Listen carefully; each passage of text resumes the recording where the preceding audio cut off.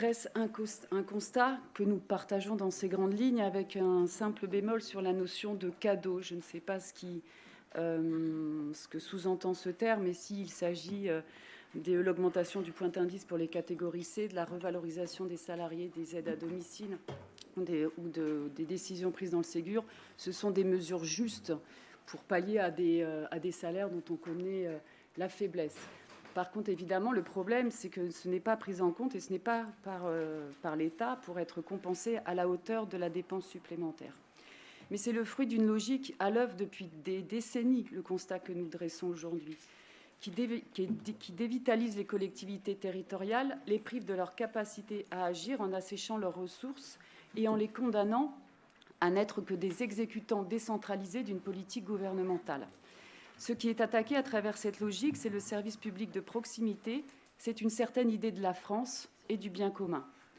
La casse des services publics est un choix délibéré, un choix idéologique, qui consiste à faire primer la logique du marché dans tous les secteurs et à faire prévaloir la recherche du profit sur la réponse aux besoins de nos concitoyens et de notre pays. C'est mortifère.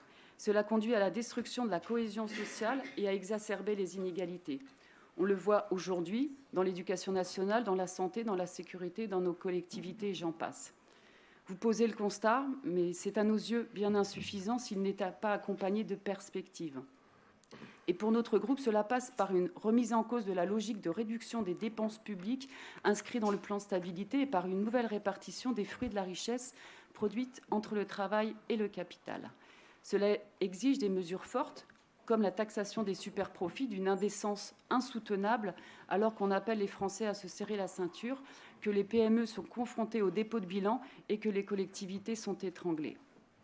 Ces superprofits réalisés à partir de rentes de situation ont largement bénéficié d'aides publiques, et particulièrement durant la pandémie. Ces groupes qui, en plus, ne payent parfois pas d'impôts et qui perçoivent même des ristournes de la part de l'État. Donc l'argent, il en existe, il faut savoir comment on l'utilise.